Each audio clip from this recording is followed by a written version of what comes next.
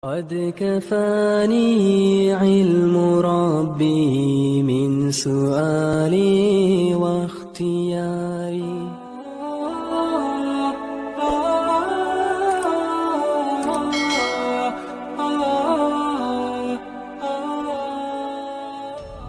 يا عبادي الذين أسرفوا على أنفسهم لا تقنطوا من رحمة الله إن الله يغفر الذنوب جميعا. Wahai orang-orang yang melampau dalam melakukan kezaliman dan dosa terhadap diri mereka sendiri, jangan sekali-kali kamu berputus asa daripada rahmatnya Allah Subhanahu wa ta'ala.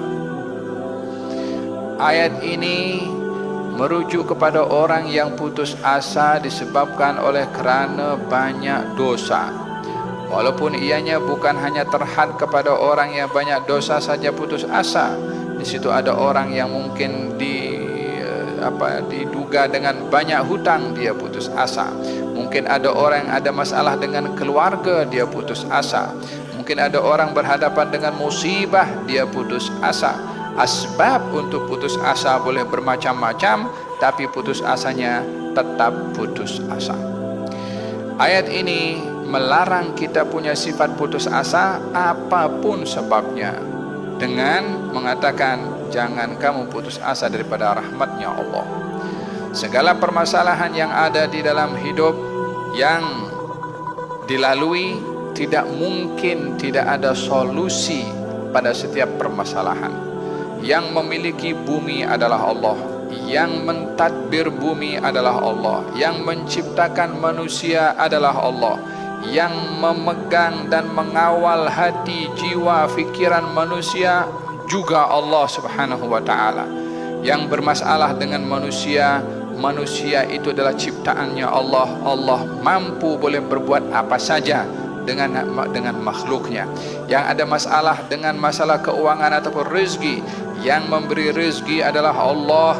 Allah berkuasa untuk meletakkan rezekinya dan memberikan rezekinya kepada siapa yang dikehendaki tanpa hisab. Yang bermasalah dengan sesiapapun, tetap semua itu adalah ciptaan Allah, dan Allah maha berkuasa untuk mencari penyelesaian bagi mereka yang kembali kepada Allah Subhanahu wa ta'ala. Oleh sebab yang demikian, kita diperintahkan untuk merujuk kepada Allah dalam segala permasalahan. Kana Rasulullah sallallahu alaihi wa alihi wasallam idza hazabahu amrun dhahaba ila shalah. Rasulullah kalau ada masalah, Nabi salat 2 rakaat.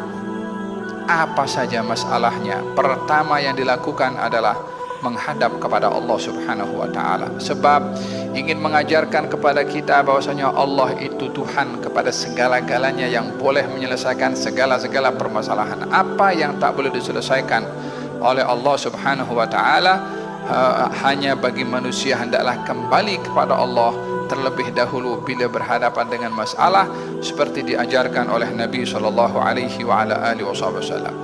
Kaum muslimat yang dirahmati oleh Allah, pada satu peristiwa di zaman baginda Rasulullah sallallahu alaihi wa ala alihi wasallam, seorang perempuan yang dia berhadapan dengan masalah dan dia hampir putus asa dengan masalahnya, dengan ditinggal oleh suaminya, yakni meninggal dunia.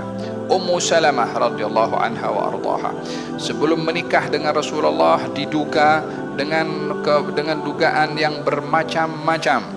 Awalnya terpisah dengan suaminya dalam peristiwa hijrah, terpisah dengan anaknya dalam peristiwa yang sama, kemudian dapat berkumpul balik dengan keluarganya. Namun diduga oleh Allah kehilangan suaminya yang syahid dalam peperangan. Maka pada ketika itu Ummu Salamah mengatakan, mana boleh saya hidup tanpa suami saya? Bagaimana saya akan meneruskan hidup tanpa suami saya? Maka dia mengatakan kepada dirinya, saya akan tunjukkan sedihnya saya, susahnya saya dengan perpisahan dan musibah ini, dengan saya akan memukul-mukul diri, dengan akan berguling-guling, akan berteriak-teriak, ingin mengungkapkan kesedihan yang luar biasa disebabkan oleh kerana putus asa dengan musibah yang dihadapi olehnya. Setiap manusia tidak boleh terlepas daripada dugaan, walaupun jenis dugaan boleh berbeza-beza. Ada orang diduga dengan nikmat, ada orang diduga dengan musibah. Ada orang diduga dengan hal-hal yang dia sukai, ada orang diduga dengan hal-hal yang tidak disukai. Ada orang diduga dengan kehidupan, ada orang diduga dengan kematian. Ada orang diduga dengan kaya, ada orang diduga dengan miskin. Ada orang diduga dengan istri, ada orang diduga dengan suami. Ada orang diduga dengan orang tua, ada orang diduga dengan anak. Ada orang diduga dengan mendapatkan anak, ada orang diduga tidak mendapatkan anak. Semua tak terlepas daripada dugaan untuk kita berinteraksi dengan dugaan yang Allah tentukan, dan tidak mengukur dugaan kita dengan orang lain yang juga diduga oleh Allah, karena hakikatnya antara kita dengan orang lain sama-sama diduga walaupun bentuk dugaannya adalah berbeza. Jadi tidak masuk di akal kalau kita mengukur diri kita yang diduga oleh Allah dengan satu dugaan. Kenapa saya diduga seperti ini, yang orang lain tidak diduga seperti saya? Orang lain diduga pun dengan dugaan yang ada juga. Jadi sama-sama kita diduga dengan bentuk dugaan yang berbeza. Yang diduga dengan nikmat diuji syukurnya, yang diduga dengan musibah diuji sabarnya, diuji ridhanya, diuji pasrahnya kepada Allah Subhanahu wa taala. Walihada Ummu Salamah pada ketika itu mengatakan, saya akan tunjuk sedihnya saya ini, dah putus asanya saya ini dengan berpisah dengan suaminya. Maka dia pun mengatakan demikian.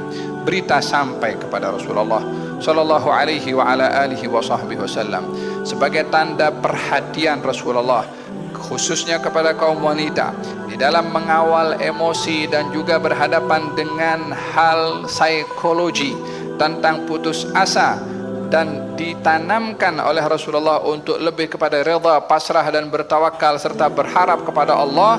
Nabi SAW menasihati, menegur kepada Ummu Salamah melalui seseorang dengan mengatakan kepada Ummu Salamah, janganlah kamu melakukan apa yang kamu ingin lakukan, yaitu memukul diri, karena itu adalah hal dilarang. Namun berdoalah kepada Allah, Allahumma jurni fi musibati wa khlufni khairan minha.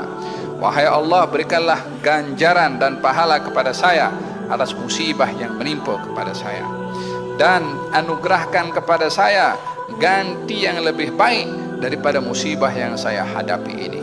Di sini Nabi mengajar kepada Ummu Salamah dan juga kepada kaum wanita, dan mengajar kepada semua kaum umat Nabi Muhammad SAW untuk tidak berputus asa dan juga berharap kepada Allah hikmah yang baik akan didapat melalui musibah. Yang diajarkan oleh Nabi yang pertama adalah Allahumma ajurni fi musibati. Awalnya dilarang dulu, jangan kamu melakukan itu, tapi diajarkan untuk berdoa supaya kita menyadari bahwasanya tempat kembali kita dalam permasalahan yang kita hadapi adalah Allah. Yang boleh menyelesaikan permasalahan yang kita lalui yang pertama sekali adalah Allah Subhanahu wa taala. Demikian Nabi SAW mengajarkan kepada Ummu Salamah untuk kembali kepada Allah. Wa may yatawakkal 'ala Allahi fahuwa hasbuh. Dan siapa yang bertawakal kepada Allah, yakni kembali kepada Allah, merujuk kepada Allah, menjadikan Allah penyelesai dan wakil kepada dirinya untuk menyelesaikan masalahnya, fahuwa hasbuh, maka akan dicukupkan oleh Allah Subhanahu wa taala ia daripada permasalahannya. Mendengar nasihat itu, Ummu Salamah tenang, dan ini pentingnya peranan orang-orang yang ada di sekeliling, kawan, kerabat, family. Bila mendapati temannya, kerabatnya, familynya berada dalam keadaan musibah ataupun berada dalam keadaan masalah, untuk mereka sama-sama datang menenangkan, agar supaya mereka yang ditimpa musibah tidak sampai putus asa ataupun melakukan hal-hal yang dilarang oleh syarak. Solidarity yang perlu untuk menjadi teras perhubungan antara kita, mengambil berat tentang orang yang susah untuk kita berkongsi kesusahan dengan menenangkan, dan orang yang mendapat nikmat berkongsi kegembiraan untuk memberitahukan betapa pentingnya bersyukur dengan nikmat dan menggunakan nikmat dengan baik. Demikian solidarity hubungan antara kaum muslimin yang dipandu oleh syariat.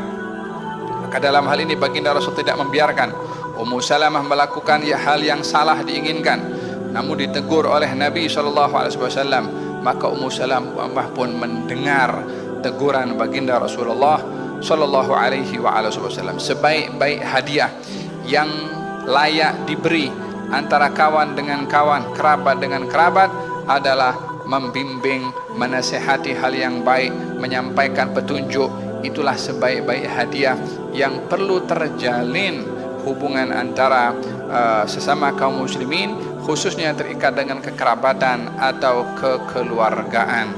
Baginda Rasulullah ketika menasihati demikian, maka Ummu Salamah pun tidak lagi menginginkan apa yang ingin dilakukan, namun mendengarkan apa nasihat Nabi dan membaca doa tersebut, Allahumma ajurni fi musibati wa akhlifni khairan minha. Maka baginda Rasulullah SAW gembira dengan taatnya Ummu Salamah dengan nasihat baginda Rasulullah. Allah Subhanahu wa taala yang Maha mengabulkan doa, Allah Subhanahu wa taala yang Maha menghibur orang yang susah ataupun orang yang dalam keadaan putus asa. Ketika seorang kembali kepada Allah, Allah Subhanahu wa taala pasti akan mengambilnya, menerimanya dan membimbingnya, memberikannya sakinah dan ketenangan, sehingga Ummu Salamah dengan demikian sabar reda yang akhirnya pun juga dinikahi oleh baginda Rasulullah sallallahu alaihi wa ala alihi wa sahbihi wasallam. Demikian daripada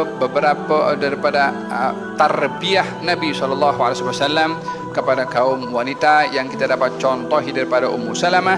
Yang pertama adalah adamul ya'as, jangan sekali-kali punya sifat putus asa dengan kita memiliki sentiasa harapan.